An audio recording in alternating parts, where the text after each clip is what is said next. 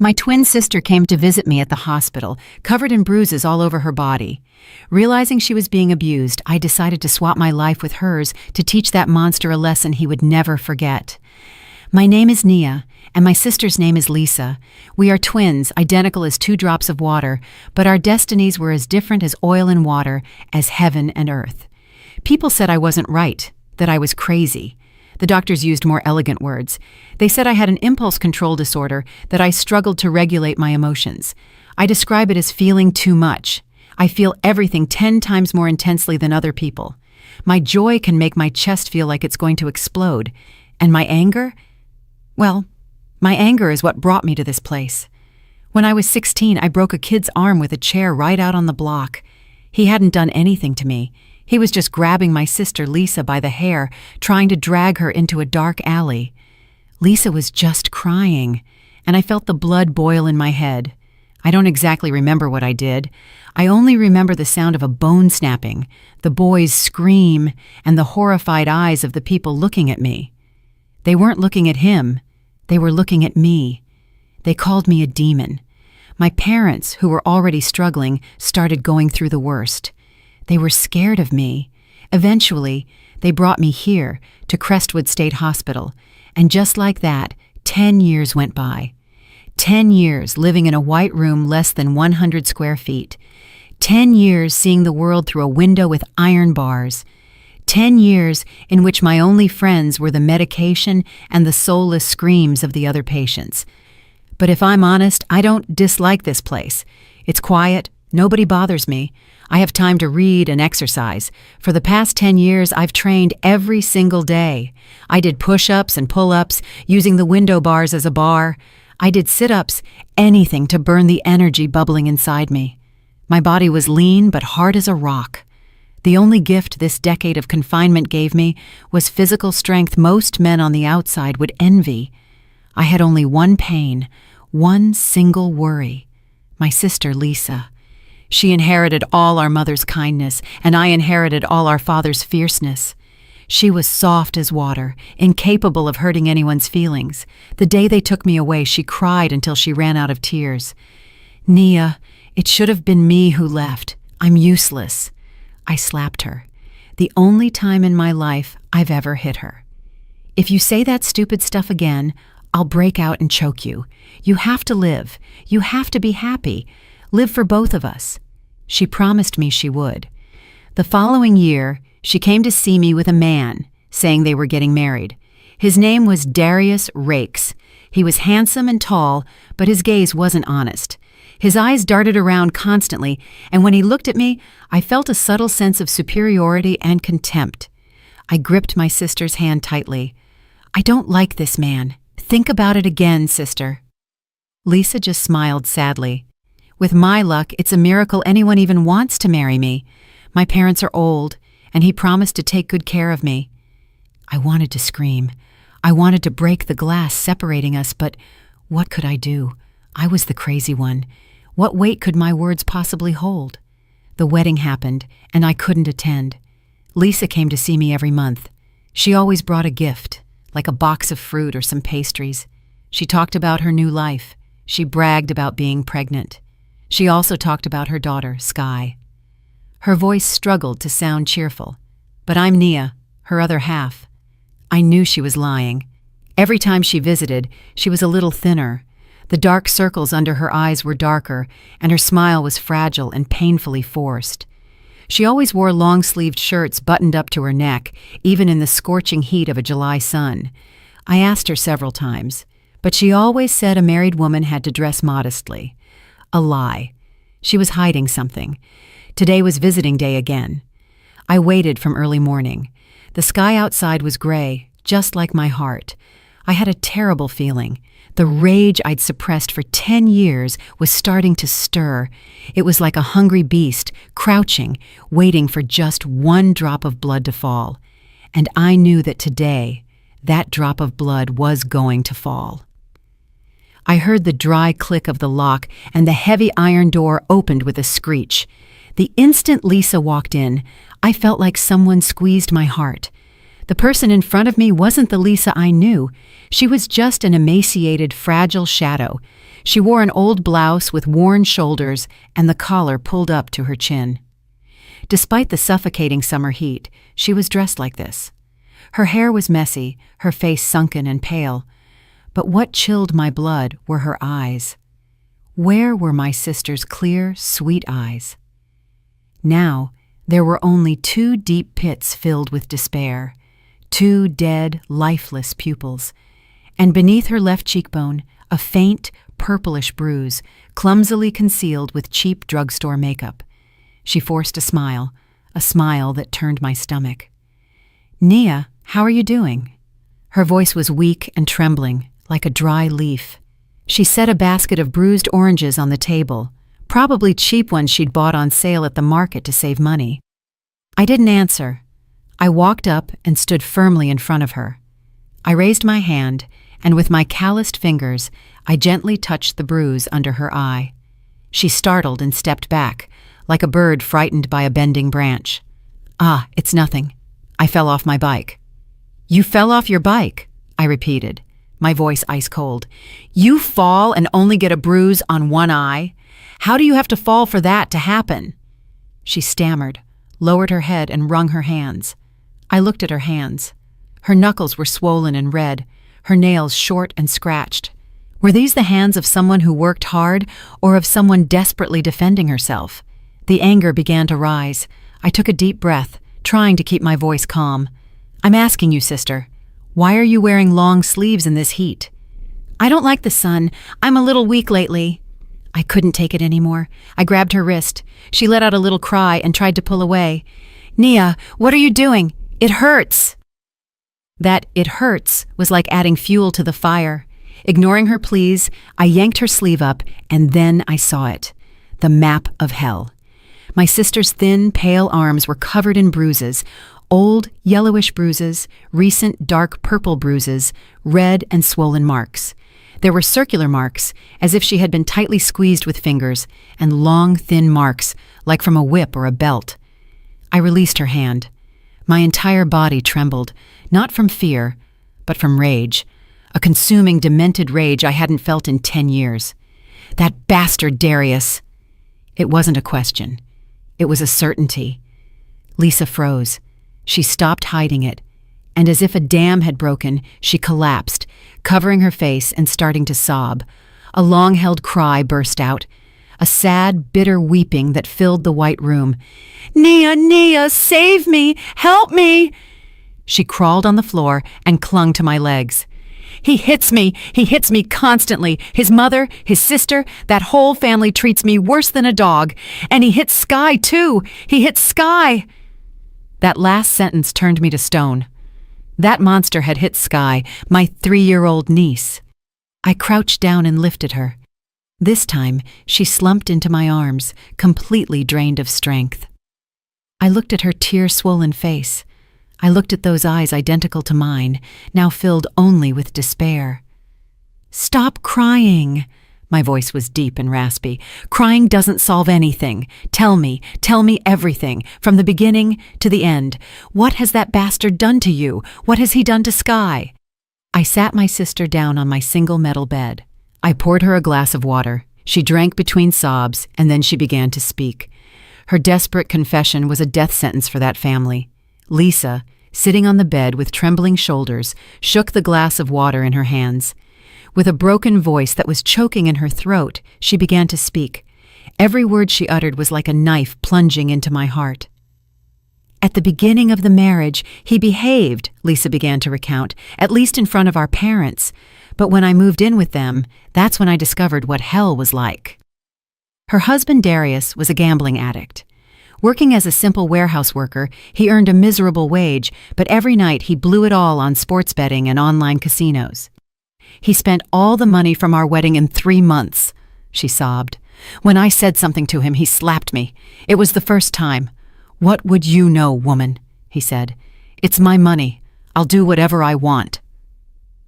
That slap was the start of a habit. If he lost money betting, he hit his wife. If he won, he hit her anyway, claiming it was her fault he hadn't won more. I clenched my fists so hard my nails dug into my flesh, but I didn't feel the pain. But the worst part, my sister trembled, wasn't Darius. It was his mother, my mother-in-law, Mrs. B. A terribly wicked and bossy woman. She looked at me like I was a bother, like a thief who'd stolen her son. She tormented me slowly. If I cooked, she complained it was too salty or too bland, dumping the whole pot into the organic trash and making me start over. Even if I cleaned the house 3 times, she said it was dirty. And that woman forced me to hand wash the whole family's underwear, even my sister-in-law's. I closed my eyes. The image of my sweet, timid Lisa crouched down, washing those filthy things, made me nauseous. And the sister-in-law, I growled. She was worse. Lisa shook her head. Trina got divorced, moved back with her son, and lives rent-free in her mother's house. She treated me like a maid. She left her clothes everywhere and ordered me to wash them. Her son, Julian, is a spoiled brat. He tormented Sky every single day. I opened my eyes abruptly. What did he do to Sky? Lisa started crying again. Sky is only 3 years old, Nia. Julian is 5. He took her toys, pushed her, and threw her to the floor. He even spit in her plate of food. When I said something, my sister-in-law came running and yelled at me. Who do you think you are to scold my son? Your daughter doesn't even have a father. And then she even encouraged her son to hit Sky. Hit her son. Spoiled brats need a lesson to learn. Mrs. B just watched and laughed. They're just kids. Your daughter is stronger. She has to yield to her cousin. And Darius, your husband, the child's father? I asked, my voice raw. Lisa lowered her head and said in a thread of a voice, he looked the other way. He said women needed to give birth to sons, that having a daughter was useless. And she hesitated. Talk! I shouted, and she jumped.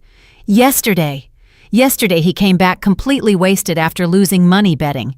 Sky was crying because Julian was pulling her hair, and he went crazy. Shut up, you useless brat, he screamed at her. When the little girl got scared and cried louder, She couldn't continue talking and put a hand to her cheek. He hit Sky in the face? I whispered. But I felt like someone was strangling me. Lisa nodded, tears streaming down. She's only 3 years old. She had the mark of 5 fingers across her face. When I ran to protect her and plead with him, he hit me. He dragged me to the bathroom. He slammed my head against the sink. I thought I was going to die, Nia. I couldn't breathe. The bruises on my arms are from the mother-in-law and the sister-in-law. Instead of stopping him when they saw him hitting me, they joined in. Trina scratched me with a comb, and Mrs. B grabbed some dirty socks and shoved them in my mouth to shut me up. That was enough. Everything inside me crumbled. Done with normalcy, patience, and submission, I leaped up. Lisa looked at me, terrified. Nia, what are you going to do? I walked over to the single metal mirror in the room. I looked at myself. My face was pale, but my eyes were burning. I looked at Lisa. We were identical. The same face, the same build. The only difference was that she was dying inside and I had just been reborn. Sister, I turned around. My voice was frighteningly calm. You didn't come here today for a visit. You came to swap your life. Lisa froze, staring at me. Her eyes widened with terror. Nia, what are you saying? Swap our lives. I looked directly into her eyes, firmly and without the slightest hesitation. You stay here, and I go out. No, no! Lisa shook her head frantically and grabbed my hand. Nia, don't you understand? That place is hell. Those people are animals. You've been locked up in here for 10 years. You won't survive out there. And what about the paperwork? How are you going to get out? I smiled coldly. You're wrong, sister. Precisely because I've been here for 10 years, I can survive those animals. Look, I pointed at the bars. I've lived with animals here too. The only difference is the ones here are locked up, and the ones out there are running free. I released her hand and grabbed her by the shoulders. Listen to me carefully. You are not crazy, which is why you can't beat them. I am crazy. Only a crazy person like me can handle that trash. Do you think I'm going to escape? I gave a slight smile. No, I'm walking out the main door with all the honors. I led her to the metal mirror. Look, we are one. Who is going to tell the difference between Lisa and Nia? Lisa looked at our reflection in the mirror, trembling. We were identical down to the last hair. This is the plan, I said quickly. Visiting time was almost over. Take off your clothes. I'll take off my hospital uniform. Nia, but no buts. I cut her off. Do you want Sky to live her whole life getting beaten? Do you want to rot in that corner? Trust me, I haven't rotted in here for 10 years in vain. I've been waiting for this day. I explained the plan. From now on, you are Nia. You are safe in this room. Nobody will hit you or bother you. The doctors and nurses here are good people. They just don't understand me. You just stay calm. If anyone asks you anything, you don't have to answer. Just nod or shake your head. They are used to me doing that. They'll say, Nia is so quiet today. You just eat, sleep, and read. See all the books I've read? Read those. Relax. I looked deep into her eyes, conveying my calm. You don't have to do anything. Just wait for me. I will clean up that dumpster. I will make them pay for what they did. I will get Sky out of there. I promise you. Lisa's desperate look slowly shifted to a faint ray of hope. Though weak, she was cornered. She had nothing to lose. She nodded her head. Be careful. I know. We quickly changed clothes. I put on her old, threadbare clothes. They smelled of mildew, fear, and a faint trace of blood. The rage boiled inside me again. I slipped Lisa's state ID and the old house keys into my pocket. In the baggy patient uniform, Lisa suddenly looked very small. I gave her a fierce hug. Don't move from here. Wait for me. The bell announcing the end of the visit rang. I took a deep breath and headed for the door. The duty nurse saw me and nodded. Mrs. Rakes, you're leaving now. I nodded, forcing a trembling smile identical to my sister's. The iron door of the patient ward slammed shut behind me. A dry, metallic sound echoed.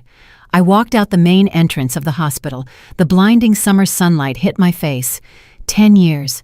I breathed free air after 10 years. It was filled with car exhaust, dust, and the noisy roar of the street. But to me, it was the smell of war, and I was a demon freshly freed from her chains. I squeezed the bunch of keys in my pocket. Darius, Mrs. B, Trina, Julian, here I come. I grabbed a bus and walked almost another mile. Remembering Lisa's directions, their house was deep in a dark, winding alley in the East Side neighborhood. The houses were jammed together, damp with electrical wires tangled like cobwebs. The smell of sewage and old food hit my nose. I stopped in front of a dilapidated one-story house. The iron gate was rusty. Lisa lived here. My sister, who had always been so neat and tidy, had to bury her life in a place worse than my cell. My hands trembled as I put the key in the lock. The door opened with a screech. The first thing I saw was chaos. Clothes thrown carelessly over a chair, plates with leftover food on the table from lunch, attracting flies. The floor was sticky, and a sour, nauseating smell of laziness and filth permeated everything. And then I saw my niece, Sky. She was sitting in the darkest corner of the house, next to the leg of an old cabinet. She was skin and bones with pale skin. She wore an old dress that was too small, with a large tear in one shoulder. She held a doll, a headless doll. Hearing the noise of the door, she started. She looked up. Seeing her mother, she didn't run towards me. She shrank back and hugged the doll tightly with both hands. Her eyes were full of fear. The child was afraid of her own mother. I felt like my heart was breaking into 1,000 pieces. Damn animals. What had they done to a little girl? They had turned a 3-year-old into a frightened creature who feared even her own mother. I tried to soften my expression. I crouched down and forced myself to use a gentle, almost forgotten voice. Sky, Mommy is here now. The girl just trembled and stared at me. Come to Mommy. I held out my hand. The girl hesitated, looked at me, and then looked behind me as if waiting for someone else. And that someone spoke. That whore has crawled back already." A sour, malicious voice came from inside. Lisa's mother-in-law, Mrs. Bay, shuffled out. She was short and heavy, with ashen-colored skin. She wore loud floral pajamas and held a hand fan. "Where have you been all day, dragging yourself back now? Did you go see your crazy sister?" She spit on the floor right beside me. "Did you bring anything back to this house?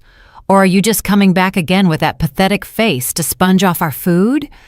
I slowly stood up, shielding Sky behind my back. I looked at her. I didn't say a word. I just stared. I drilled my eyes into her turbid, evil ones. I remembered this face. The old woman seemed to notice something was different. The daughter-in-law, who usually lowered her head and trembled when insulted, was standing tall today and daring to look her in the face. "What? What are you looking at?" She raised the fan and pointed at my face. "What bug bit you today? You want me to poke your eyes out?" I gave a very slight, slow smile. "Excuse me, mother-in-law. I didn't hear you clearly." My smile seemed to chill her blood. I... Before she could finish, another shrill voice interrupted her. "Oh, Mom, why bother talking to her? Tell her to make dinner. I'm starving."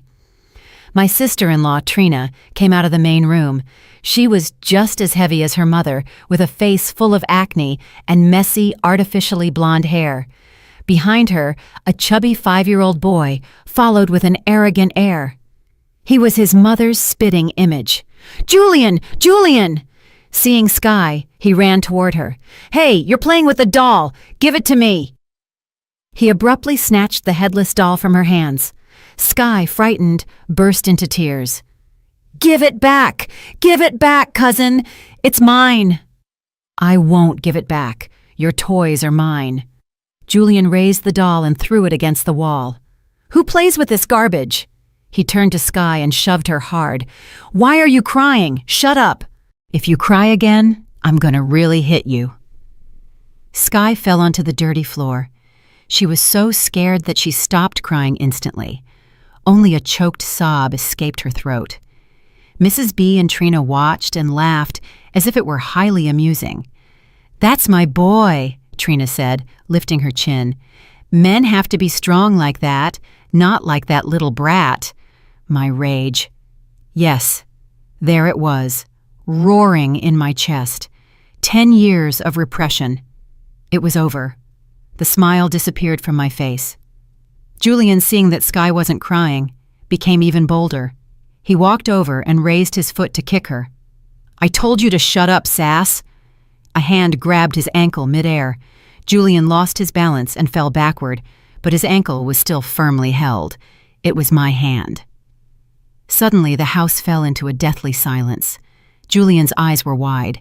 He was used to abusing his cousin, used to his grandmother and mother always taking his side. Never had Sky's mother laid a finger on him. "Let go of me! Let go, you crazy witch! How dare you touch my leg!" He squirmed. Without a word, I squeezed a little. "Ow! It hurts! It hurts! Mom! Grandma! This ant is breaking my leg!" Julian started shrieking. Trina finally reacted. "My God, Lisa! What are you doing? Let go of my son right now!" She ran toward me, ready to scratch my face with her red-painted nails. Still holding Julian's leg, I raised my other hand and blocked Trina's arm. I grabbed her wrist. "Let go! Let go!" Trina struggled, but my hand was like a steel clamp. "Sister-in-law," I said with an expressionless voice, "you should raise your son better. He is a child, yes, but he cannot be a spoiled brat. If he touches Sky again—" I squeezed my hand. Both Julian and Trina let out a cry of pain.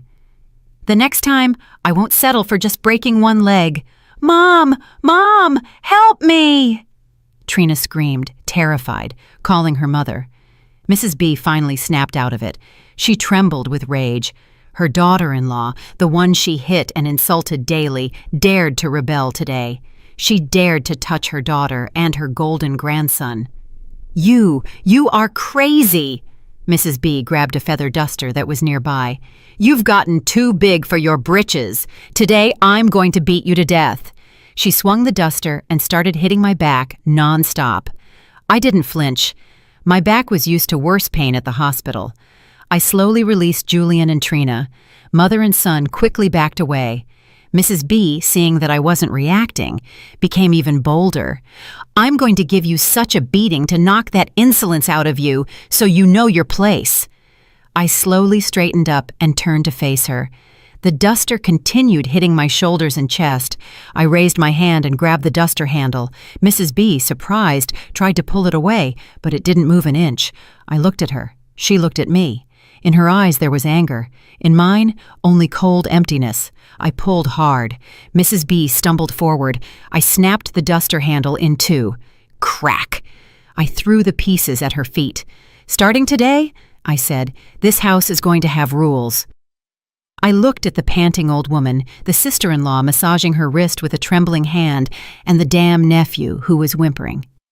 "It's time for dinner. What do we have tonight, mother-in-law?" Mrs. B, caught between fear and fury, stammered, The dinner. The rotten tilapia you brought from the market yesterday.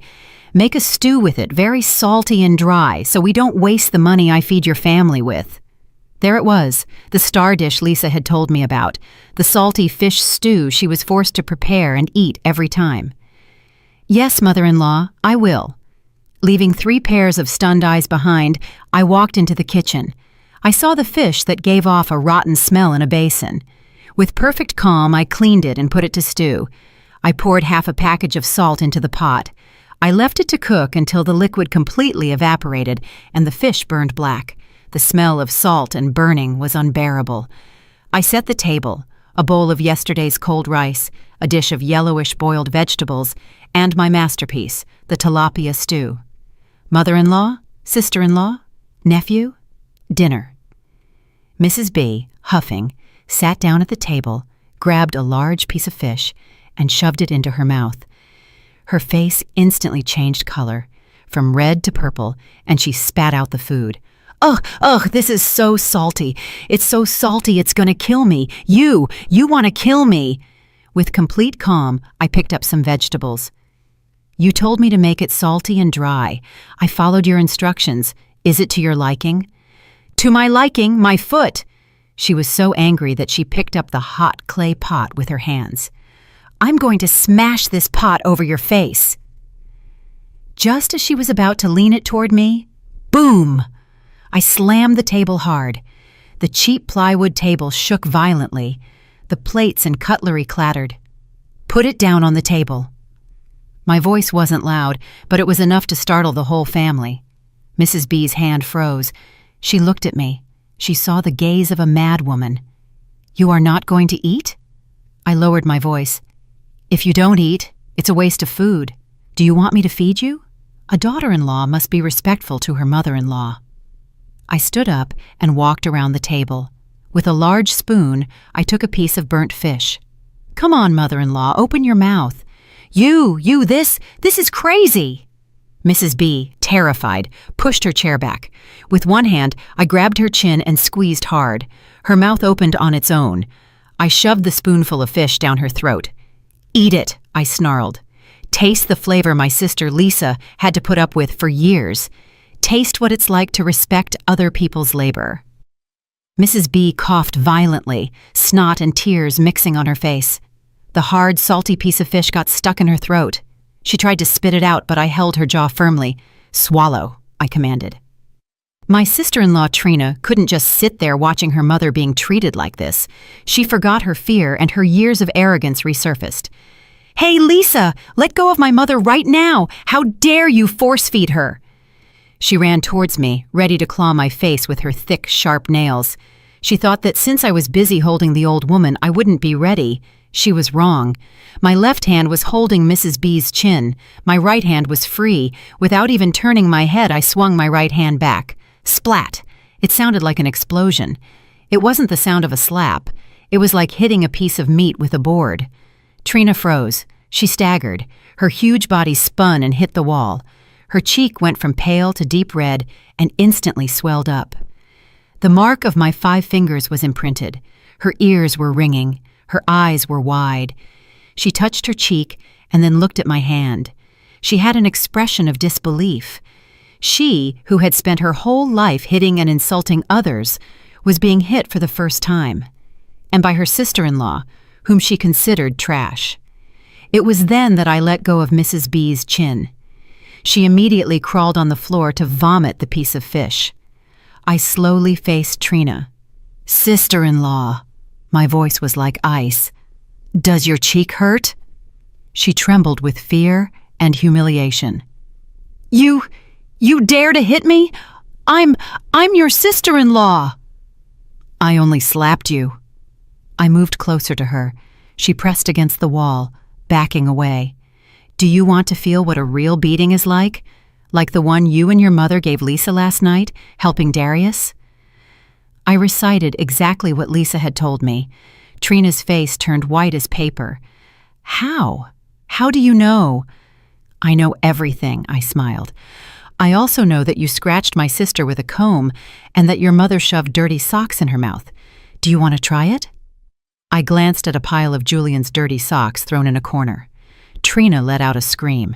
She knew I wasn't joking. "No! No! You're a demon! You're not Lisa!" She fled and took refuge in her bedroom. The click of the lock echoed. She hid inside, barely able to breathe. Mrs. Bay, seeing her daughter flee, hastily crawled to her own room and slammed the door shut.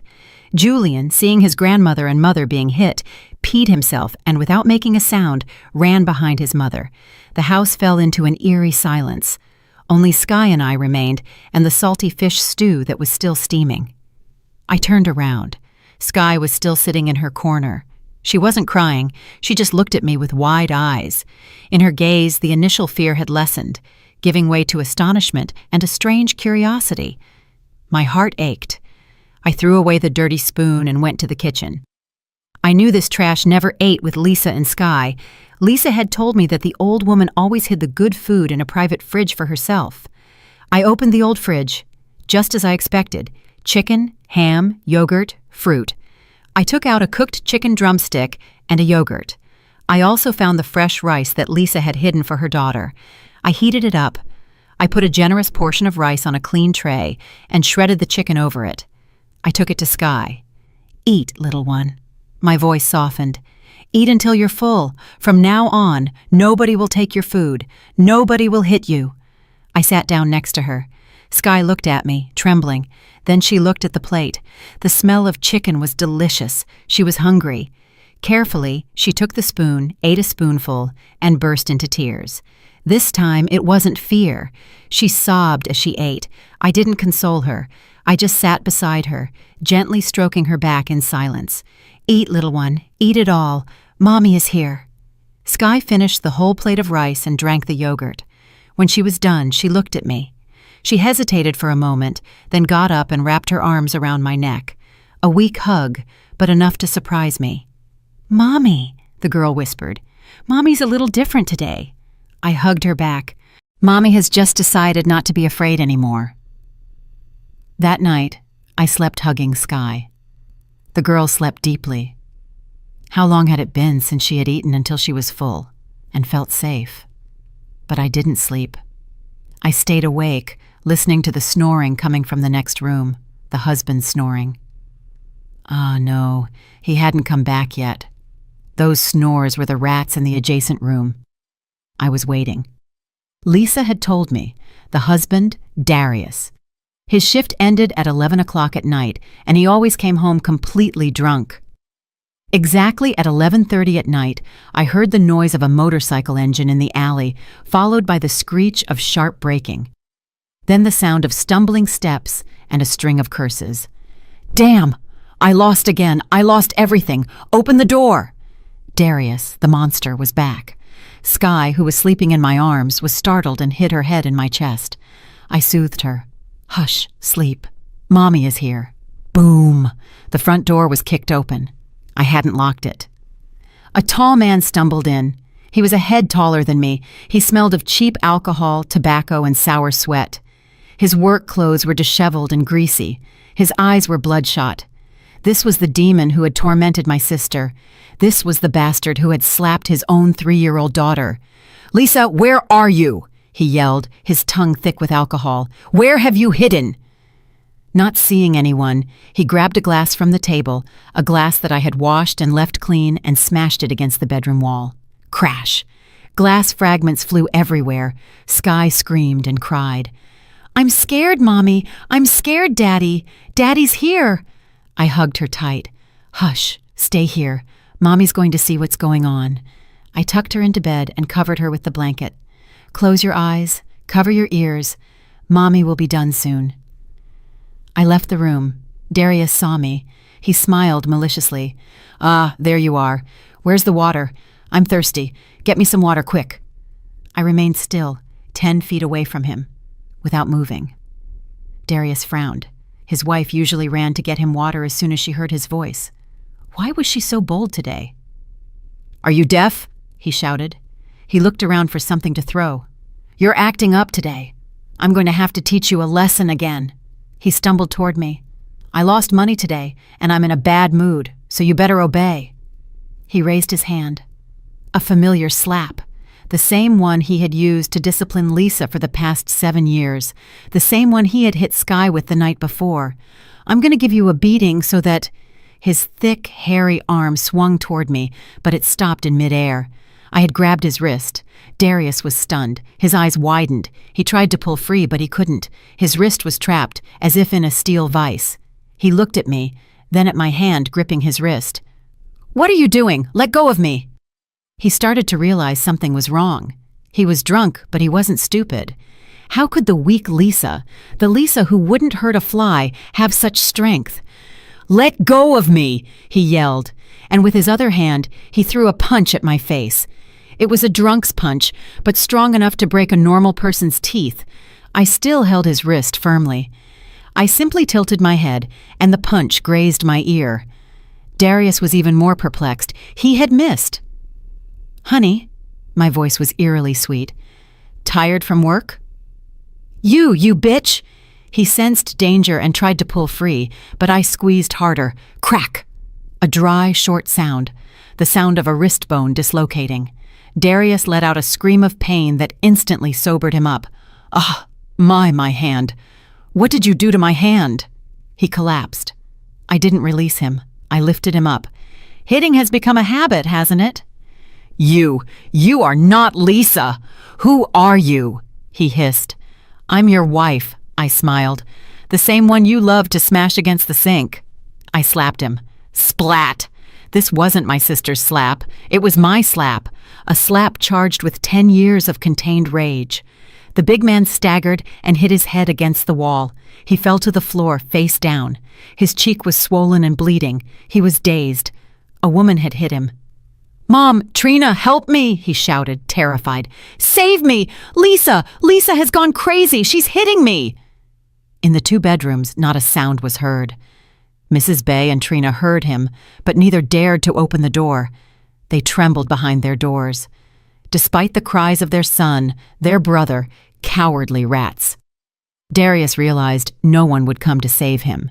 The pain, the humiliation, and the remaining alcohol turned into rage, the fury of a man whose pride had been trampled.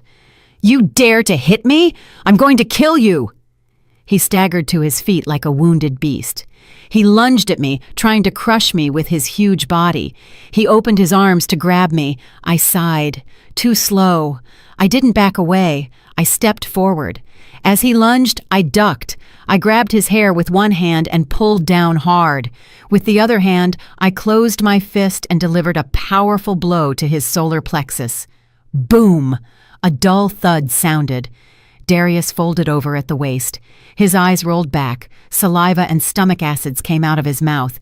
He couldn't even scream anymore, only gasped with his mouth open. I was still holding his hair.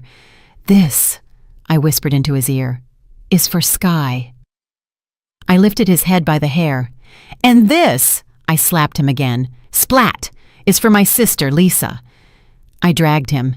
He was corpulent, but now he was like a broken sack of potatoes. I dragged him to the bathroom. The narrow, dirty bathroom. "You like slamming your wife into the water, huh?" I filled the sink with water. I grabbed his hair and shoved his head under. "Refreshing, honey." Darius writhed like a pig in a slaughterhouse. The dirty sink water bubbled. I held his greasy hair firmly. I shoved his head into the water. I gave him a second to breathe, then shoved it back under. "Refreshing, honey," I whispered. My voice was eerily sweet. "Is the water cold? You loved dunking Lisa's head, didn't you? You heard her pleas. You saw her despair. Gulp, gulp. Help!" He could barely articulate a word before the water filled his mouth again. I yanked his head up. His face was pale, his eyes rolled back. Snot, saliva, and sewer water were dripping off him. He was trembling. The drunkenness was gone, leaving only absolute terror. He looked at me as if seeing a ghost. The big man, the one who a moment ago was threatening to kill me, was now cowering and had peed himself. The smell of urine was unbearable. I frowned. "Gross." I released him. Darius fell to the bathroom floor, coughing and vomiting. He vomited the alcohol, the food, even the bile. I looked down at him with cold disgust. I looked at him, then at my hands. For 10 years, I used these hands to read and exercise. Now I was using them to clean up trash. I left the man whimpering like a dying dog and walked out of the bathroom. I heard the door to Mrs. B and Trina's room open slightly, then slam shut. They had seen everything clearly. The more they saw, the more afraid they would be. In the kitchen, I saw the pot with the salty fish stew that Mrs. B had vomited up in the afternoon. An idea came to mind, a dark but very satisfying idea. Lisa had told me that Mrs. B was the ringleader, the brains. Darius was just the muscle. To stop a dog from biting, you have to break its teeth. But for a dog to stop being loyal to its master, you have to make it fear and despise its master. I looked around the house. In a dirty corner that Lisa called the laundry area, I found a plastic basin full of sour-smelling dirty laundry. Lisa hadn't washed their clothes since yesterday. On top of everything were Mrs. B's old panties. A smile spread across my face. I turned the stove back on, put water in a large pot with a stick, grabbed the panties and put them in the pot. I set them to boil, bubbling fiercely. A horrible smell began to rise, worse than the sewer. Meanwhile, Darius had crawled out of the bathroom. He dragged himself to the door of Mrs. B's room. Mom, help me! That one is crazy, Mom!" The door remained closed. Inside, Mrs. B was trembling. Go away, don't come near me. If you're crazy, die alone."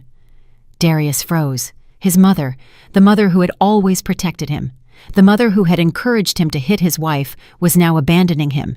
He turned to me. He saw me stirring a special broth. He didn't understand what I was doing. I ladled a bowl of broth from the pot, a thick, yellowish broth. I placed the bowl in front of Darius. "Drink." He looked at it blankly. "What? What is this?" "Medicine," I said. "A medicine to cure abusive husbands. A medicine to cure ungrateful sons. A medicine to cure the illness of hitting your wife because your mother tells you to." "Drink, honey." He looked at the bowl and sniffed it. His face went white as paper. He understood. No, you're a demon." He crawled backward. "A demon?" I laughed. Compared to dunking a woman's head in water, slapping a 3-year-old child, and forcing someone to eat garbage, this is very humane. I grabbed his hair and yanked his head back. "I told you," I snarled. "This house has to have rules. First rule, you reap what you sow. Your mother sowed the seed, so you, her son, have to eat the fruit. Drink." I forced his mouth open and poured the awful broth down his throat. He squirmed and tried to vomit, but I held him firmly. He had to swallow, sip by sip. The door to Mrs. B's room flew open. She stood there. She saw her panties in the pot. She saw her son drinking the water they had been boiled in. Her eyes rolled back. My God! You! Darius vomited violently, this time up to the bile.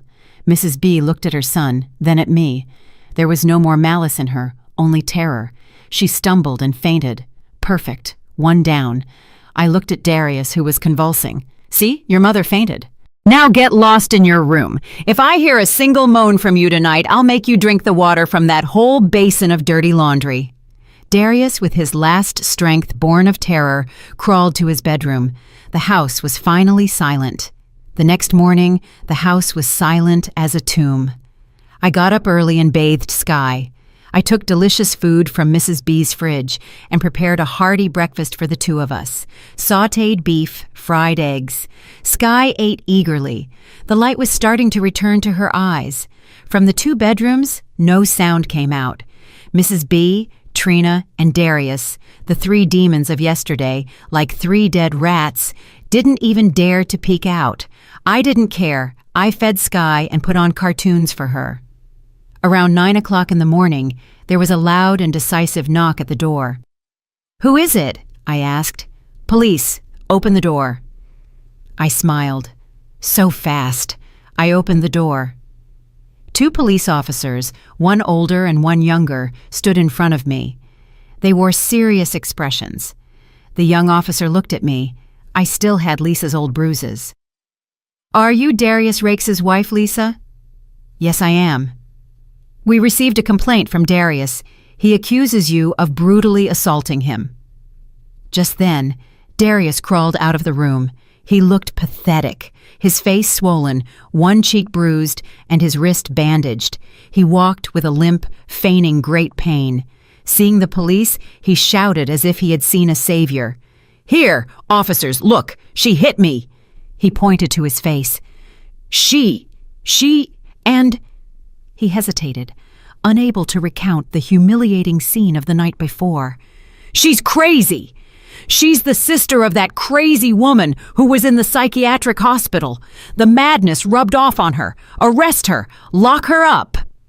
Mrs. B and Trina also poked their heads out stealthily to support the story. "It's true, officer. She hit her husband, her mother-in-law, and her sister-in-law." Trina pointed to her still swollen cheek. The older officer frowned.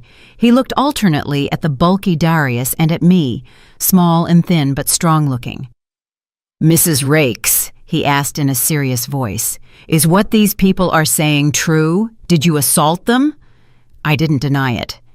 "Yes, officer," I said in a quiet, contrite voice. "I assaulted them." The eyes of Darius and the two women shone. "See? She confessed! Arrest her!"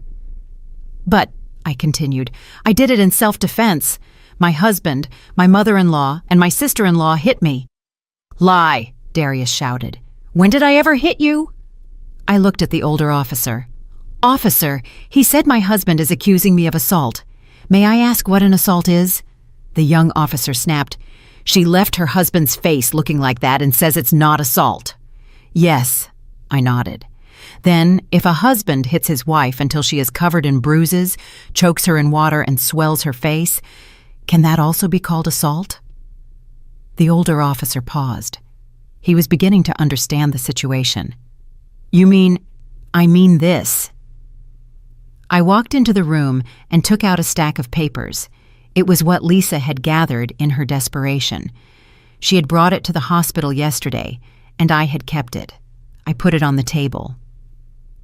"This is my medical report from 3 months ago. Broken ribs. The doctor concluded it was from a strong impact." I took out a photo. "This is my face from 2 months ago. Broken nose. My husband said I fell on my own." I took out a pile of injury reports. "These are bruises on my arms, on my back, belt marks, scratches. There's a whole lot, officers. I've been living here for 7 years. 7 years of receiving beatings. Who do I complain to? If I tell the neighbors, they say it's a couple's fight. And if I go to the police station, the officers tell me to work it out between ourselves." I looked Darius directly in the eyes. He was trembling.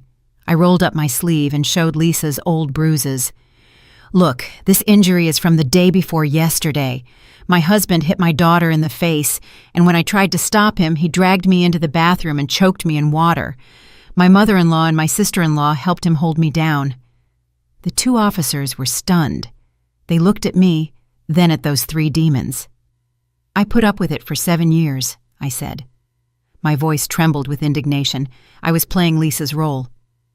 "Yesterday, my husband came home drunk, kicked the door, threw things, and tried to hit me and my daughter. I couldn't take it anymore, and without realizing it, I reacted." I looked at Darius. "I have hit my husband once, but he has hit me thousands of times. I ask you, officers." I turned to the two police. "If a husband can hit his wife and not be arrested, Isn't it also a domestic matter for a wife to hit her husband? The older officer sighed. He had dealt with too many cases like this. He turned to Darius. His voice became sharp. Darius, look at you, how big you are, and your wife is so small. You leave her face like this, and now that she's hit you back, you call us to arrest her. But she... Darius was speechless. But nothing! The older officer slammed the table. With this stack of reports, if I open a case, you're the one who's going to be arrested.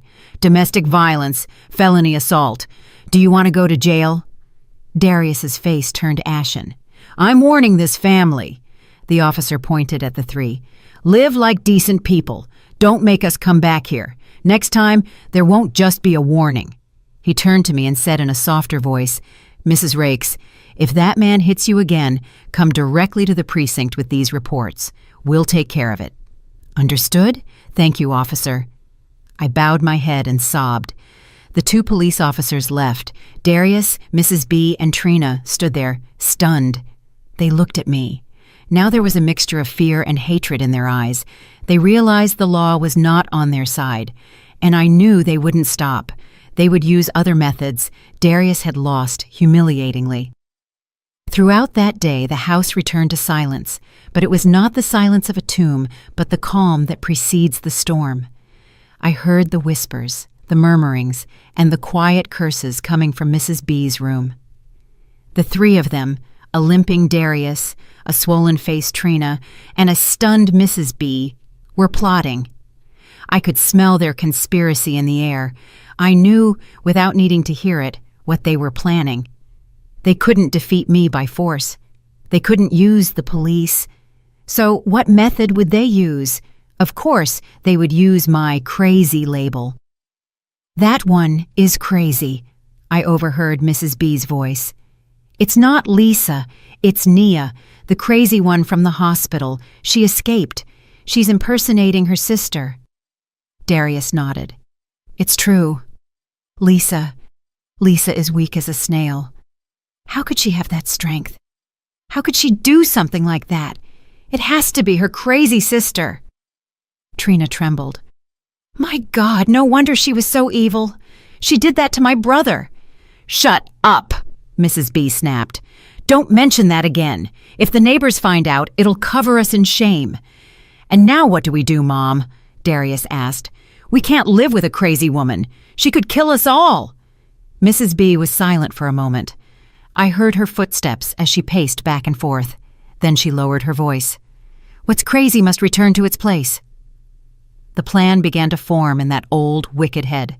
We can't catch her ourselves, but the psychiatric hospital can, she said. But we can't just call an ambulance to take her away. She's strong as a bull and she'll fight back. And what if she tells them everything? We have to weaken her. Weaken her? Trina's voice sounded sharp. Something like sleeping pills, like in the soap operas, in the soup? Exactly. Mrs. B.A. clapped her hands. We give her a large dose of sleeping pills so she sleeps like a log, and then we tie her up tightly. Afterward, we call Crestwood State Hospital and report that patient Naya has escaped. She's at our house, and we've restrained her. They'll come get her right away. But what if she doesn't drink it?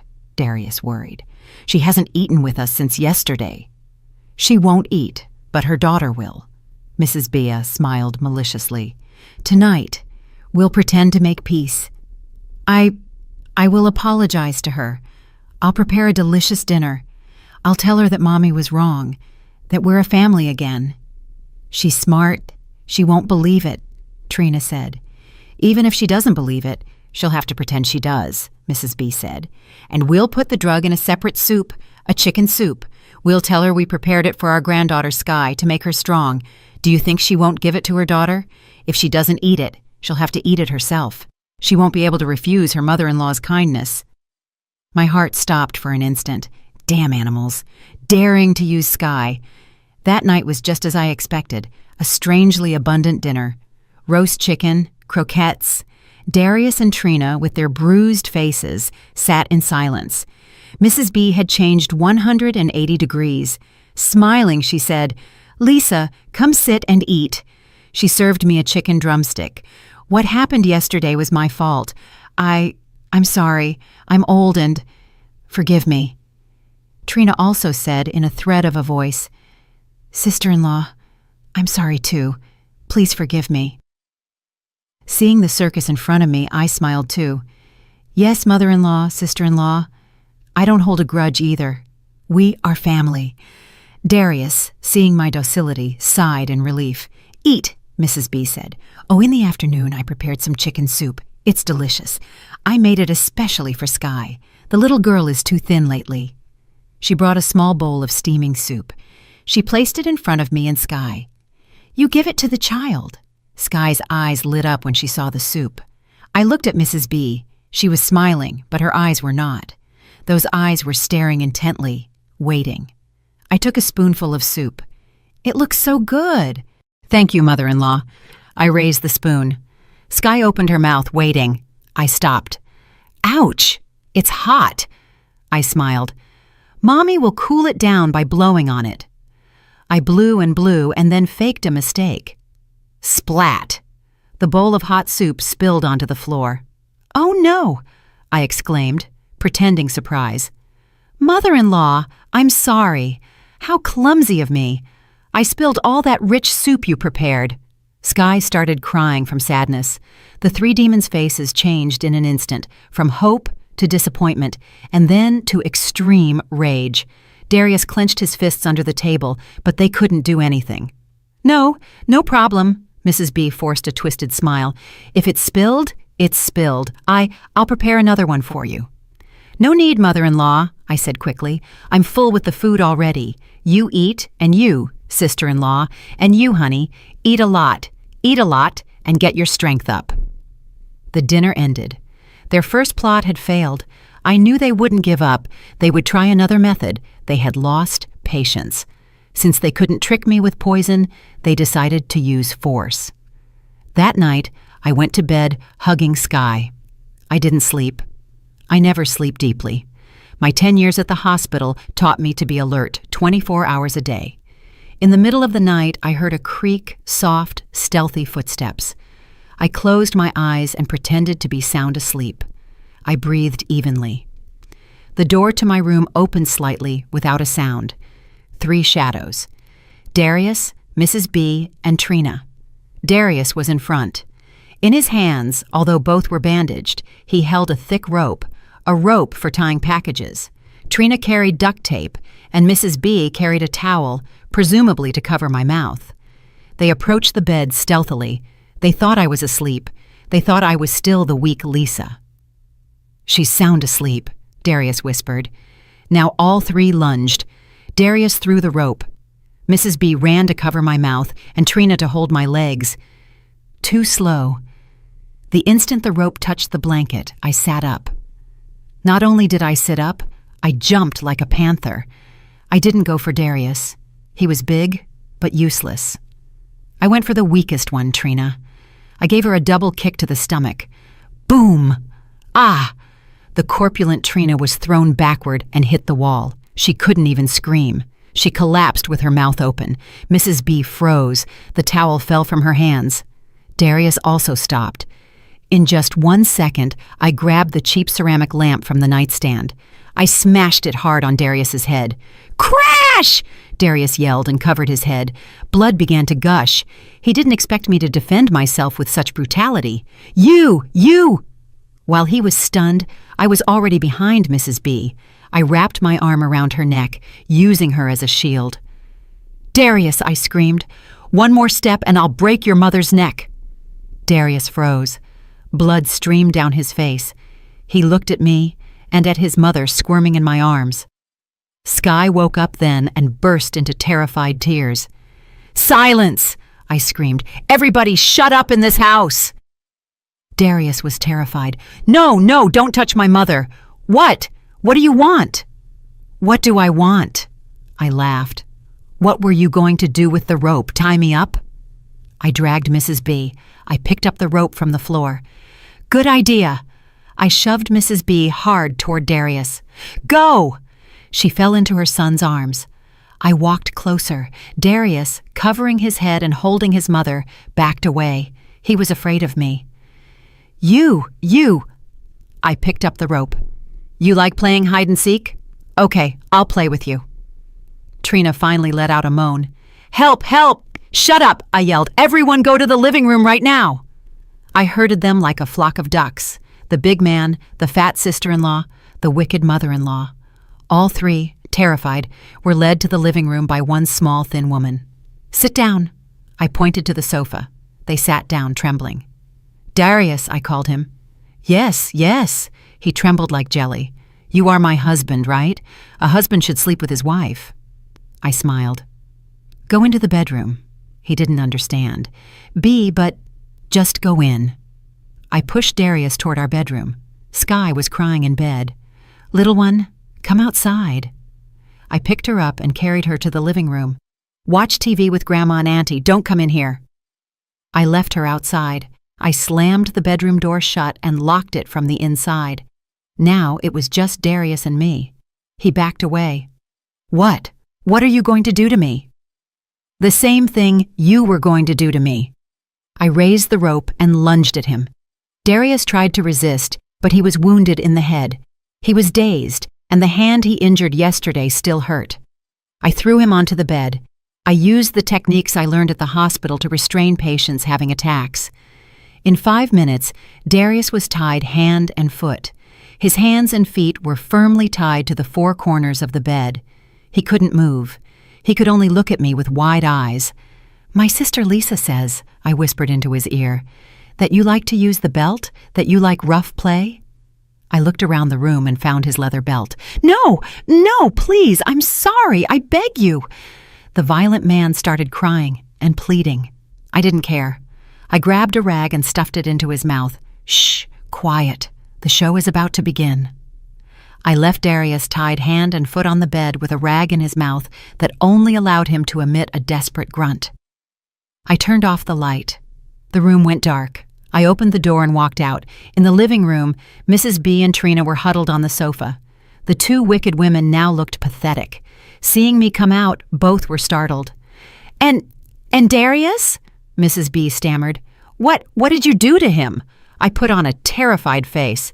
Daughter, mother-in-law, sister-in-law, something terrible has happened. Darius, I tricked him and tied him to the bed. The 2 women froze. I used all my strength. I lured him to let me tie him up, but he's so strong that he's about to break the ropes. I put on a masterful performance. I pretended to be scared. If he breaks free, he'll kill me. He'll kill us all. Mother-in-law, sister-in-law. Mrs. B and Trina looked at each other. They weren't stupid. They were doubtful. Is that true? Trina asked suspiciously. You really tied him up? I nodded. But I can't hold him. Come and help me. He insulted me and he insulted you two too. He said that when he breaks free, he'll beat us all to death. He's crazy. The doubt in the 2 women's eyes slowly turned into a wicked glint. They hated me, but they were also afraid of Darius, and they hated the humiliation he had put them through. If Darius was truly tied up, this was their chance, an opportunity to vent, to teach him and me a lesson. They wouldn't think Darius was tied up and enter to hit him, or they could think that the one tied up was me. I had to make sure.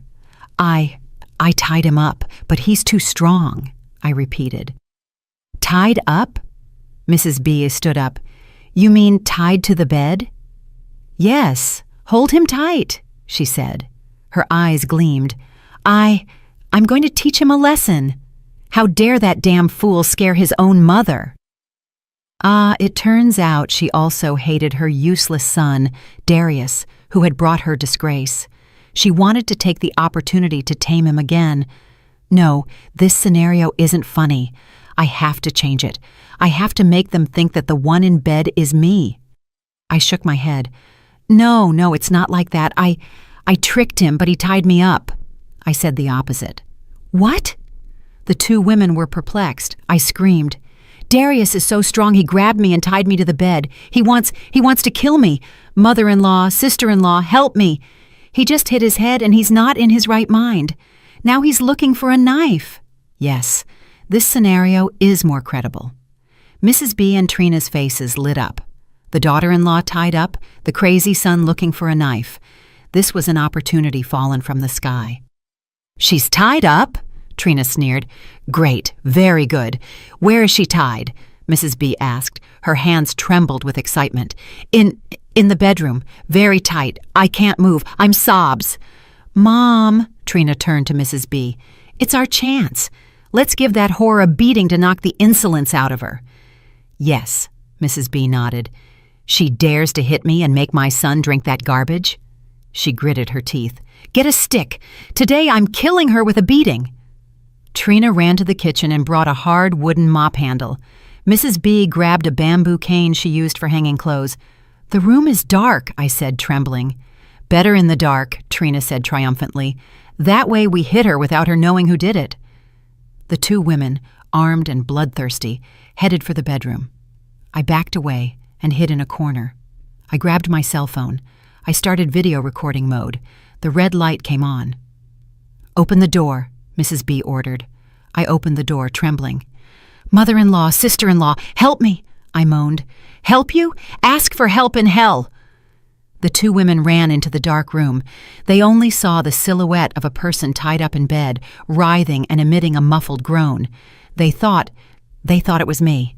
"Die, you crazy whore!" Trina was the first to act.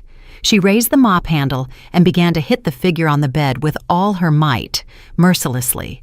"Boom, boom, boom! You dare to hit me? You dare to slap me?" Mrs. B was not far behind. With the bamboo cane, she hit his legs and sides. "I'm going to knock that insolence out of you so you know who's in charge in this house." Boom, splat, boom. The sound of the sticks against the flesh. The sound of bones. I think I heard the sound of bones breaking. Darius, gagged, couldn't scream. He could only emit a choked moan. Ugh, ugh. But the more he groaned, the more the two women believed it was me suffering, and the more they tormented him. "Scream! Scream louder! I'll show you how to shut up." I was standing at the door, recording clearly. When I had been recording for about 5 minutes, I saw that Darius was no longer writhing. He stayed still. I decided that was enough. I walked in and turned on the light. The cold, white fluorescent light flooded the room. Mrs. B and Trina stopped, sticks in hand. They blinked and saw that the person tied up in bed, bloody and gagged, was Darius, their son, their brother. "Ah!"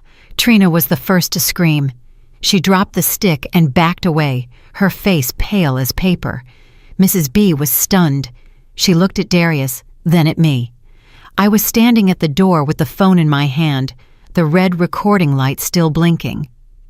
"You hit well, mother-in-law." I smiled. "Hit harder. I have it all recorded. You and your sister-in-law just committed a felony assault, an organized crime with weapons against your own son and brother." I held up the phone. "With this video, I can say that Darius kidnapped me, and that you, trying to rescue me, mistook the person. Will the police believe that?" Mrs. B staggered and collapsed. This time she didn't faint. She peed herself. The room filled with the smell of Mrs. B's urine, Darius's moans on the bed, and Trina's terrified breathing. With complete calm, I put the phone back in my pocket. I patted Trina's pale cheek. "Sister-in-law, if you're done hitting, now you should call an ambulance for the victim. I think you broke your brother's bones." Trina jumped and stammered. You ordered us. You set a trap for us." "I set a trap for you?" I laughed. "It's true I tied Darius up, but I asked you for help, to come hold him down. I didn't know you would bring sticks and give him a group beating. I didn't order you to hit him. You did it voluntarily and with great enthusiasm." I turned to Mrs. B. She was still on the floor. "Mother-in-law, so now what? Do we call 911 first, or the paramedics?" I didn't wait for her answer and took out my phone.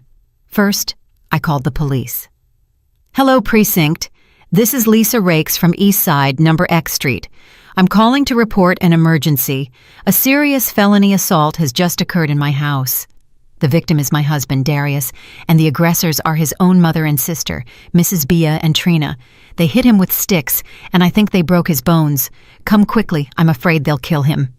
I hung up, leaving the two women stunned, and then I called the paramedics.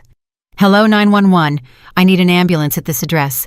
The patient suffered a group beating. I suspect broken ribs and a head injury. When I finished the call, I dragged a chair to the center of the living room, right in front of the bedroom door, and sat down. I crossed my arms and waited. Mrs. B finally reacted. She realized what she had done and started screaming, "Crazy whore! Demon! You ruined my family!" She tried to lunge at me. I simply held up the phone. "Hit me more, mother-in-law. Hit me too and make it a combo. That way when the police come, they'll take all of you together." She stopped. Trina staggered up, ran to the room and shook Darius. Brother, wake up. Don't scare me." Sirens sounded. A police car and an ambulance arrived almost at the same time. The narrow alley was illuminated with blue and red lights in the middle of the night. The neighbors, accustomed to the screams from this house, peeked out curiously. The same 2 police officers from yesterday appeared again, this time accompanied by 2 security agents. "Who is Mrs. Rakes?" the older officer asked seriously. "That's me," I stepped forward. "What happened? Another fight?" "No." I shook my head. "It wasn't me. They fought among themselves." The paramedics rushed in with a stretcher. When they illuminated Darius with their flashlights, they too were stunned. The big man was now a bloody, crumpled ball, his clothes disheveled and still tied up. "What? What happened here?" the young officer exclaimed, horrified. "Who tied this man up?" "I did," I said calmly. "He tried to hit me, so I tied him up. It was in self-defense." "And after tying him up, what did you do?" "Nothing," I said. "I simply went out to ask my mother-in-law and my sister-in-law for help. I told them Darius was tied up and to come help me." "Lie!" Trina shouted from the room. "You tricked us. You said you were tied up." I shrugged. "She can say whatever she wants now. I have proof. Darius." At that moment, after an officer cut the ropes with a knife, Darius whispered weakly, "My side hurts. Mom, Trina." He pointed at the 2 women with his finger and fainted. The paramedics quickly moved him to the vehicle. One of them told the police, "He's in serious condition. He has at least 2 broken ribs and a head injury." The older officer turned around. "Mrs. B, Miss Trina, what happened here?" She tricked us," Mrs. B started to wail. "She's a crazy woman. She escaped from the hospital. She tricked us into hitting my son. Officer, she is the instigator." "Yes," I nodded. "I am crazy. Are you going to believe me, or would you prefer to see this?" I turned on my phone and played the video. The 4 police officers and the security agents crowded around to watch. They saw the dark room clearly. They heard my moan. "Mother-in-law, sister-in-law, help me!" And they also heard the 2 women's curses. "Die, you crazy whore! You dare to hit me? I'll show you how to shut up!" They clearly saw Trina hitting mercilessly with the mop handle and Mrs. B hitting without compassion with the bamboo cane. The older officer's face went from serious to ashen. He had been doing this for decades, but such a brutal scene of a mother and sister hitting their own son and brother was beyond his imagination. He turned off the video. "Enough!" He turned to the 2 women with a face cold as ice. "Mrs. B, Ms. Trina, we have the video as evidence. We also have the testimony of the victim, Darius. Both of you will have to accompany us to the precinct." "I'm not going! I'm innocent! She tricked me!" Trina squirmed. "Whether you're innocent or not, you will declare that at the precinct." The young officer pulled out the handcuffs. "Officers, assist me." Mrs. B, seeing the handcuffs, went pale and fainted. "Really fainted? No problem. The paramedics are right there," the older officer said. "Put her in the ambulance and wake her up. When she wakes up, bring her to the precinct." It was chaos. Trina was taken away while screaming and cursing, making a ruckus throughout the alley. Mrs. B was taken away on a stretcher like a sack of potatoes. The neighbors muttered and watched. My God! At the Rake's house, the mother and daughter hit the son. How barbaric! And the daughter-in-law was so good. Karma is karma. I stood at the door watching them, with Sky in my arms. The little girl had fallen asleep at some point. I smiled. Justice is sometimes quite effective. The next morning, the house was strangely silent. Darius in the hospital, Mrs. Bay and Trina in the lockup. According to news from the precinct, the felony assault charge with clear evidence meant the two women would be detained for at least 7 days for investigation. They could only get out if the victim, Darius, dropped the charges. But right now, Darius probably preferred to be in the hospital than to come home. So, in this hellish house, only Sky, Julian, and I remained. The boy was sleeping in his mother's room. In last night's chaos, no one had worried about him. He woke up in the morning and saw that neither his grandmother, his mother, nor his Uncle Darius were there. He came out and saw me preparing breakfast for Sky. "Where's my mom?" he asked with his usual arrogance. "And Grandma? Why are you making fried eggs? Those are mine." He tried to lunge at the table. Sky, seeing Julian, instinctively shrank back and hugged her plate. I put down the frying pan, turned around, and stood in front of Julian. "Good morning, Julian," I said calmly. "Get away! Where's my mom?" he yelled. "You hit my mom! I'll tell Grandma! Grandma will beat you up!" I crouched down to his level. "Julian, listen to me carefully." I no longer called him nephew, but used a firmer tone. "The police took your mother and your grandmother away." Julian stopped. "Lie." "I don't lie." I looked him directly in the eyes. "Your mother and your grandmother did something bad. They took sticks and hit your Uncle Darius until they broke his bones. That's why the police came, put handcuffs on them, and took them away. Now they have to be in jail." Julian's arrogant expression transformed into bewilderment, and then into fear. No matter how spoiled a child is, without adult protection, he is very weak. No, you're lying. My mom and Grandma—" He started to whimper. "They are in jail because they did something bad, just like you." "Me? What did I do wrong?" he yelled, veins popping in his neck. "You abused Sky," I said, my voice still calm. "You took her toys, you pushed her, you spit on her plate, you pulled her hair too, didn't you?" Julian backed away. He was scared. He didn't understand how I knew. "You also did wrong because you imitated the adults. You saw your grandmother, your mother, and your uncle abuse Lisa and Sky, and you thought you also had the right to abuse Sky." I pointed to Sky. "But look, what did Sky do wrong to you? Sky is smaller and weaker than you. Why did you hit her?" Julian went silent and lowered his head. "Your mother and your grandmother are in jail for doing bad things. Do you want them to take you away too? Do you want to go to jail?" No! He shook his head, terrified. "No, I don't!" "Good," I stood up. "Then, starting today, you are going to relearn how to be a person." I led him in front of Sky. Sky was still afraid. "Apologize to Sky," I ordered. Julian hesitated. Years of bad habits don't get corrected in an instant. I frowned. "Or do you want me to call yesterday's police again?" He hurried to say, looking at Sky with a thread of a voice, "I'm sorry. Who are you apologizing to? Speak clearly." I'm sorry, Sky." It was still bad. I shook my head. "You are the older cousin, and Sky is the little one. But in this house, Lisa and Sky have suffered many injustices, and Sky has been very afraid.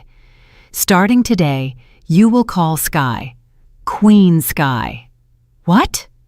Julian was puzzled. "Queen Sky, and you are Sir Julian.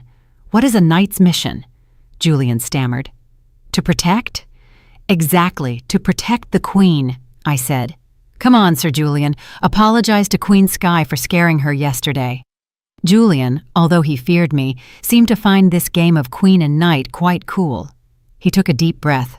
"Queen Sky, Sir Julian apologizes to His Majesty." Sky was surprised. She looked at me, at Julian, and then burst into laughter, a clear, crystalline laugh that echoed in this house for the first time. Julian, seeing the Queen laugh, felt a little less scared. "Good," I nodded. "Now, Sir Julian, grab a plate and have breakfast. When you're done, you'll play together. The knight must yield his toys to the Queen. Understood?" Yes. Julian docilely grabbed a plate. I served him food. As he ate, he kept glancing at Sky.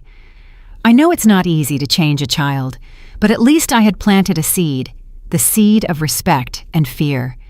Sometimes, before teaching someone kindness, you first have to make them feel fear. A week passed. The house, for the first time, had the atmosphere of a home. I made Julian clean his own room. I prepared decent meals. Sky laughed and talked again. She and Julian could play together under my supervision. Julian, the spoiled child, now knew to yield his toys to the queen. On the 8th day, Darius was released from the hospital. He came home limping, with a bandage on his head, a cast on his ribs, and his arm in a sling. He returned in silence. Seeing me reading in the living room, he was startled and froze at the door, not daring to enter. "Come in, honey," I said without looking up from the book. "What are you afraid of? It's your house." Darius entered, trembling, looked around. The house was spotless. His daughter, Sky, watching TV, had gained weight and had better color. His nephew, Julian, was coloring beside her. "Queen Sky, Sir Julian is hungry," Julian said. "Knight, wait a bit. Her Majesty is finishing watching this cartoon," Sky responded cheerfully. Darius's eyes widened. He didn't understand what was going on. He limped to his room and closed the door. He didn't dare to cross me. He now knew he was the most useless being in the house. Beaten by me, beaten by his mother and sister, he could no longer hold his head up. 2 days later, after completing the 7 days of detention, Mrs. B and Trina were released. Not because they were innocent. They were released because Darius dropped the charges. He was afraid of having to live alone with me if his mother and sister went to jail. He thought it was better to bring back those 2 beasts than to face me, the demon. The 2 women returned looking pathetic. 7 days in lockup had been hell for them, who had never known hardship. Their hair was greasy, their clothes smelled bad, their arrogance and wickedness were gone, leaving only tiredness, fear, and a hidden hatred. They saw me and kept silent. They saw the cowering Darius and also kept silent. No one spoke to each other. This family was now completely broken. That night, I was tucking Sky into bed. The door to my room opened, and Darius, Mrs. B, and Trina entered, limping. I put a finger to my lips and said, "Shh, the child is sleeping." I went out to the living room and sat down in a chair. "What's the matter?" Darius, Mrs. B, and Trina looked at each other, and then something happened that I never would have expected. Mrs. B, that wicked mother-in-law, knelt down. "Mom?" Darius and Trina exclaimed, stunned. "Shut up!" she snapped. She raised her head and looked at me. Her cloudy eyes were now filled with weariness, humiliation, and pleading. "Lisa or Nia," she said in a hoarse voice. "I don't care who you are. I beg you. Please, I implore you." Trina, seeing her mother kneeling, burst into tears and knelt too. "Sister-in-law, I beg you, please save this family." Darius, with his broken ribs, couldn't kneel, but he bent as much as he could. "Forgive me. I'll give you a divorce. Please leave. We'll give you whatever you want, but please go away." The entire family that had tormented my sister for 7 years was now begging me on their knees to disappear from their lives. Seeing them, I felt more emptiness than satisfaction. "All right," I said, "we will divorce." Hearing the word divorce, the 3 of them sighed with relief, like death row inmates receiving a pardon. Mrs. B quickly said, Yes, divorce. Tomorrow we'll arrange the papers. You pack your bags and go." "I should go?" I arched an eyebrow.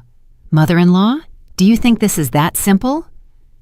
I stood up and started walking. My sister, Lisa, married into this house 7 years ago. 7 years working like a mule, 7 years receiving beatings and insults.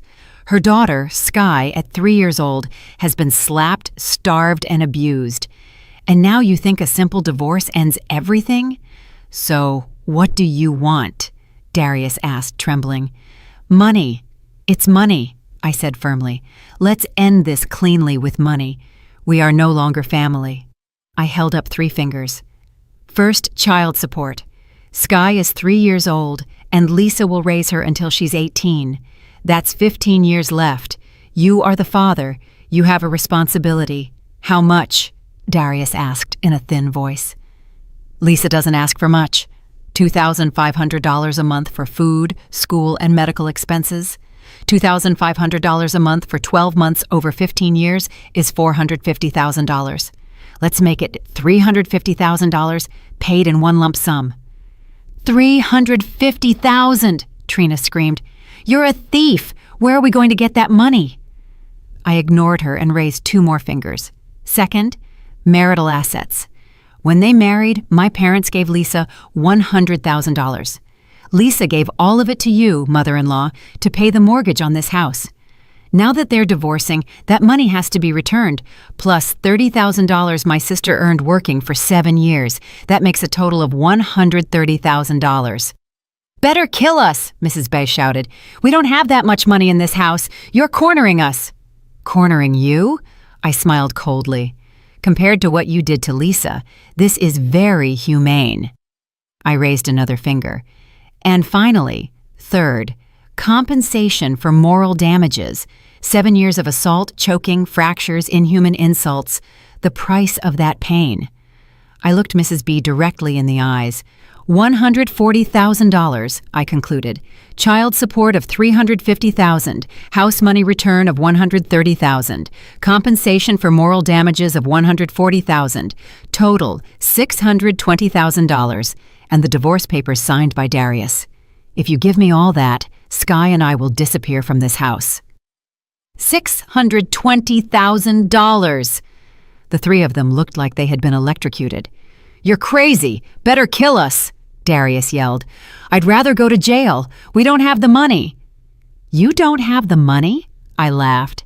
You don't have money for the daughter-in-law and the granddaughter, but you do have money hidden for the daughter, right, mother-in-law? Mrs. B was startled. What? What are you saying? You don't understand me? I moved closer to her. When your husband died in a workplace accident, he got an insurance payout from the company, right? A very large sum, $900,000. Correct. Darius and Trina looked at Mrs. B, stunned. Mom, Trina stammered. $900,000! What money? Mrs. B had money? Darius was also perplexed. Shut up! Shut up, everyone! Mrs. B was terrified. She's talking nonsense. She's making it up. Making it up? I laughed. You have it hidden very well. You can't even put it in the bank for fear your children will find out. You wrapped it in 7 layers of plastic, put it in a jar, and hid it in the kitchen shed among the firewood, right? Mrs. B's face turned white as paper. Darius and Trina didn't say anything. They quietly got up, looked at each other, and ran toward the kitchen shed. I heard banging and things falling. A few minutes later, Trina came down. In her hands, a jar covered in soot. Trembling, she emptied it onto the floor. Money, lots of money, wads of $500 bills, carefully wrapped in plastic. Mom? Trina trembled. Money. It's real money. Darius looked at the pile of money, then at Mrs. B. Mom, you hid the money from me? You let me get deep into debt? You let me lose money gambling while you had $900,000? Trina, Mrs. B yelled. I was saving it for you two. Darius is a gambling addict. If I gave it to him, he would spend it all. You old witch! Darius yelled furiously. Splat! Trina slapped Darius. Shut up! And what if Mom gave it to me? What are you? An abuser? You dare to hit me? Darius also went crazy. I'm going to beat you up, you whore! The 2 of them lunged at each other, hitting, scratching, and cursing. Mrs. B collapsed, crying, Oh, my family is ruined. My children are fighting over money. I observed the second part of the family drama. This time it was over money. Over. I coughed. Ahem. The 3 of them stopped. I pointed to the pile of money. $620,000. I give you 3 days. Prepare the money and the divorce papers. Otherwise, I held up my phone. This video of the mother-in-law and the sister-in-law hitting Darius, and this happy family story, I will spread it throughout the neighborhood, the city council, and the online newspapers. The choice is yours. 3 days later, I received $620,000 in cash, neatly stored in a suitcase, and the divorce papers signed by Darius. The three of them had faces full of bruises. It seemed the war for the rest of the money, after my share of the $900,000, had been very intense in the last 3 days. "Here is the money, and here are the papers," Mrs. B said in a tired voice. Now go. Disappear from our sight." Without a word, I counted the money and kept the papers. I returned to the room and collected Sky's things, which I had already prepared the day before, a small suitcase. "Sky," I picked the girl up in my arms, "say goodbye to this place. We're going to find Mommy." Sky, though confused, was happy. She hugged me tightly. "Yes, let's go find Mommy Lisa." I picked up Sky and the suitcase with the money and walked out of that hellish house. I didn't look back even once. I hailed a taxi. Destination: Crestwood State Hospital. I entered, the same familiar smell of disinfectant. But today, I was no longer the crazy one who had escaped. I was a free woman. I headed for my cell, no, Lisa's cell. But I encountered a strange scene. In the common room, where I used to spend hours sitting motionless, today there were flowers and a cake. The hospital director and several nurses surrounded a person. It was Lisa. She was wearing the patient uniform, but her face was radiant. She was genuinely smiling. She was talking to people and giving thanks. "Congratulations, Naya." The director shook my sister's hand. "It's incredible. A miraculous recovery." Lisa saw me and ran to hug me and Sky. "Nia, you're back. Sky, my daughter." She kissed the girl. I froze. "Sister, what's going on?" The director saw me. "Ah, you must be Lisa, Nia's twin sister. You are identical. You've come to pick up your sister. Very good." He turned to me, triumphant. "I have wonderful news. Your sister Nia is completely cured." "Cured?" I stammered. "Yes," the doctor nodded. "Last week we had the periodic psychological evaluation, and Lisa participated and passed it with an excellent score. All her psychological indexes are stable. She is completely normal. We observed her for 1 more week. She communicates well, and her emotions are stable. She is no longer crazy. We are processing her discharge today." I looked at Lisa. She winked at me. I understood. Lisa, my sister, was never crazy. She was just suppressed by fear. While I learned to control my anger in here for 10 years, she learned to swallow her fear out there. When she entered here into my safe cell and stopped receiving beatings and insults, she was able to be herself. And when she faced the psychological evaluation as a completely normal person, she passed it without problems. She had cured my name, Nia. Yes, I said, containing my emotion. "I've come to pick up my sister." The doctor signed the last paper and politely handed it to my sister. "Here is the discharge certificate. Starting today, Nia is completely free." Lisa took the paper, looked at me, and we laughed together. That paper didn't just give Nia her freedom, it gave freedom to both of us. I, Lisa, was officially divorced. My sister, Nia, was officially cured. I picked up the suitcase of money. Lisa picked up Sky. "Thank you, Director. Thank you, everyone." Lisa said her farewells with a nod. "I owe you all so much." We turned around. The three of us, hand in hand, walked out of the common room, down the long corridor, and headed for the iron gate. It was really over. Both hells were behind us. The heavy iron door closed behind us with a final creak. The dazzling summer sun washed over us. I shielded my eyes with my hand. The last time I escaped, this sun smelled like war. This time, it smelled like freedom. It was warm. It smelled of tree sap, of life. Sky leaned her head on her mother's shoulder. "Mommy, Auntie Nia, where are we going now?" Lisa looked at me, and I looked at her.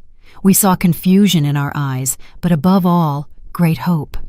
"We," Lisa said. Her voice was still trembling. "We are going home." Home? I asked. Where? Lisa smiled.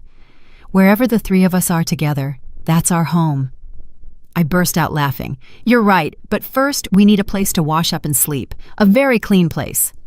I hailed a taxi. Sir, take us to the best hotel in the area. We rented a large hotel room with a bathtub and white sheets. When the room door closed, separating us from the noisy world, Lisa finally relaxed. She put Sky on the floor, collapsed, and burst into tears. She sobbed, as if vomiting up the 7 years of humiliation, beatings, and fear that had settled into her bones. I sat next to her in silence and hugged her. Sky, too, with her small arms, hugged her mother and me. Mommy, don't cry. Auntie Nia and Sky are here. We hugged like that, crying and then laughing. After a good bath, we ordered room service. Lots of food, roast chicken, soup, cake. The three of us ate a decent meal for the first time without fear or worry. Sky smeared cake all over her face and laughed out loud. Her crystalline laugh, like spring water, cleansed the darkness from our hearts. That night, I put the suitcase of money on the table. $620,000. Sister, this is your money and Sky's, I said. Lisa shook her head. It's not just our money. If it weren't for you, my daughter and I would probably be dead. Nia, you saved my whole life. We saved each other. I took her hand. Now we have to live. Live very well, for our parents too. The next day, we went shopping. The first thing we did was throw away all the old clothes. I threw away my patient uniform. Lisa threw away the threadbare clothes from her married life. We bought new clothes, cheerful, colorful dresses. We also bought nice clothes for Sky. We looked like three completely different people. We didn't buy a house immediately with the money. We knew we needed time to settle down. I rented a small apartment in another neighborhood, far from that dark alley. An apartment on a high floor, full of sun.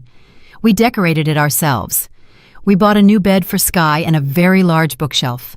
I told Lisa, for 10 years my only friends were books. Now I want to read all the books in the world. Lisa. She rediscovered her passion. She used to be very good at sewing. She bought a sewing machine. She started making dresses for Sky, making curtains. Our little house became cozier every day. Sky started going to daycare. At first she was shy, but she soon made friends. She was a smart and affectionate child, and she was no longer afraid. One afternoon, at sunset, I was sitting on the balcony reading a book. Lisa was making dinner in the kitchen. It smelled of fish stew, but this was a fish stew made with love, not the salty stew of hatred. Sky was coloring. Lisa brought out a plate of fruit. What are you reading? A law book, I smiled. I think I should know some things. Are you still angry? Lisa asked cautiously. I closed the book and looked at the glowing sky. Yes, I'm still angry. Angry at that trash, angry about the 10 years I was locked up, but... I turned to her. That rage doesn't burn me anymore. Now it's like an ember that reminds me how strong I was, and that I will never again let anyone trample on my sister, my niece, or myself. Lisa smiled. Nia, you no longer need to be crazy or act strong. Here, you just have to be Nia, my sister. I nodded. I understood. My madness wasn't a disease, it was resistance. The madness wasn't in me, but in that family, in those soulless beings. We didn't flee from madness, we simply escaped the cage of the beasts. I looked at the smiling Lisa, at Sky humming a song. 10 years in the dark were for seeing a single sunrise. Although late, still dazzling, our new life had just begun. You know, for years people called me crazy. They locked me away, thinking that because I felt too much, I didn't belong in this world. But sometimes, feeling too much is the only thing that keeps you human. If I hadn't felt every bit of my sister's pain, if I hadn't let that pain burn in me, maybe I never would have had the courage to act. I didn't just fight for Lisa or for little Sky. I fought for every woman who's ever been silenced, every soul who's ever been told to endure. Looking back now, I realize that strength isn't about how hard you hit. It's about how deeply you love, even when love hurts. It's about refusing to let fear control you. Sometimes you have to become the storm so others can finally see the light. And you know what? I'm not ashamed of what I did. Because for the first time, Lisa and Sky can wake up without fear. For the first time, that little girl can laugh instead of flinching. Maybe justice doesn't always come wearing a badge or holding a gavel. Sometimes it comes wearing your face, the face of someone who's had enough. If there's something I've learned, it's this. No one deserves to live in silence. You can stay quiet and let the pain eat you alive, or you can stand up even shaking and say, "No more." The moment you do, the world starts to change, even if it's just your small corner of it. If you agree with me and enjoyed my story, show it by giving this video a like. Let's see how many of us are out there. I'm curious, which city and what time are you listening from? Write it in the comments. If you'd like to support me on my journey, you can send a small donation. Thank you for listening and for sharing your precious time with me. For more life stories like this, you can check out other videos on my channel and subscribe. On the screen, you'll see 2 new stories I'm sure you'll love. Click one and start watching right away. Love to you all.